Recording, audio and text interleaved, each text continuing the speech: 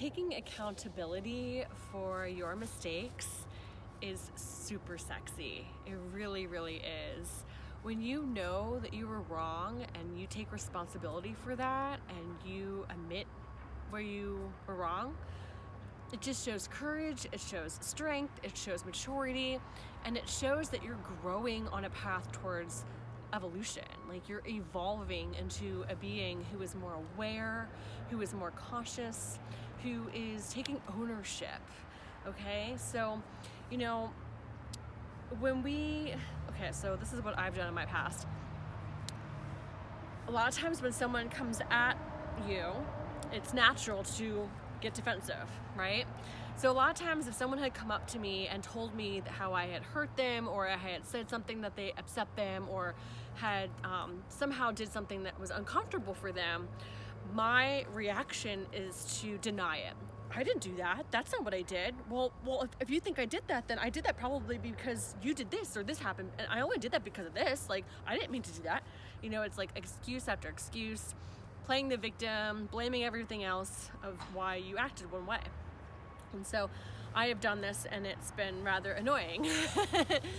When we are in a lower frequency, and when we are in a state of not taking ownership, when we're in a state of blaming others and being the victim, we are being really weak and immature. Okay, we're disrespectful to people when they tell you this is what my feelings are, and to deny that it's disrespectful to the other person. So when we take ownership, what we're really doing is listening to someone else when they said that this is my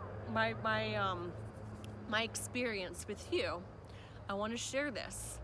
And when we don't hold that space and we don't listen to somebody else, we are denying somebody else's feelings. We're not looking in the mirror. We're not looking at our shadows. We're not taking ownership for our shit.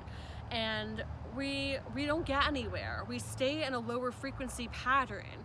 And so when we finally come back and realize this was someone's experience from their lens, here's my experience, when we work together and we figure out what happened, we can grow from there and evolve into better beings and be more aware of how to respond to that person.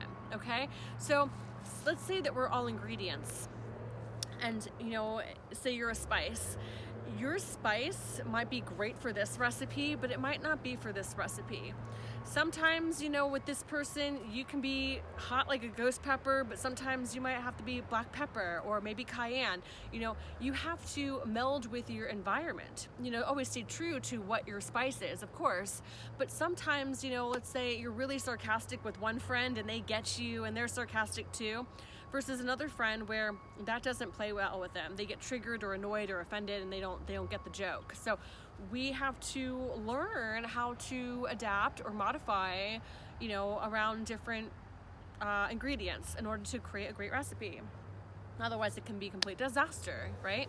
So instead of becoming so defensive and so upset that someone's like, hey, you're a little too spicy today, or whatever it is, we could be like, oh, okay, let me soften and see how the alchemy between us can be better, and I'm so sorry that I was a little spicy today, or take responsibility for your role in the story, okay? It's all blending of elements. So, instead of taking things personally, we can be like, oh, this is my response. This is what I did in response to you, and grow from it and have a learning lesson from it and respond to it better, more appropriately. Okay. So, it just shows, when we adapt and we listen, hold space, and we find the courage to grow and aware, oh my gosh, you're right, I did that. That was wrong of me. Or I didn't mean that, but this is how I know how to respond next time. Or when we take action to change and to better a scenario so it doesn't happen again, then it's so sexy. It's like, who does not want to hang out with somebody who's growing, right? When we are more aware of ourselves and we are responding more appropriately and being more in alignment and not taking things personal, taking constructive criticism well, and working with our own self so we can, evolve, then not only is that good for like a reputation, but it's a great example of how other people can also respond to scenarios and challenges. Okay, so we are so often, we are creatures of watching other people and copying them. Okay, and that's what we do. We copy people.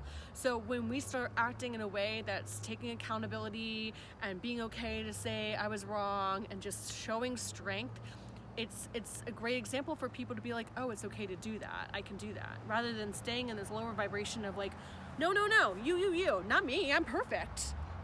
You're not perfect. We all have growth and learning. And so when we have the strength to be like, oh, damn, I was wrong, and admit it, that strength, that is showing courage and just these traits of like sexiness, right? Versus the like, not me, like that's very immature and childish and unattractive and just like a turn off. Okay, we want to admit when we're wrong, and we want to take accountability for our actions, so that, we're showing a good example for generations to come on how to respond appropriately.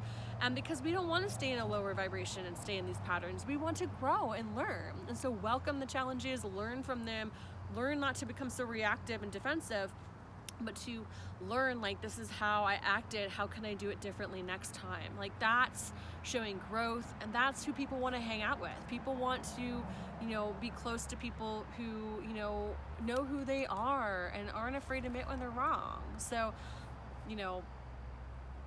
take accountability, stop blaming other people, and remain sexy.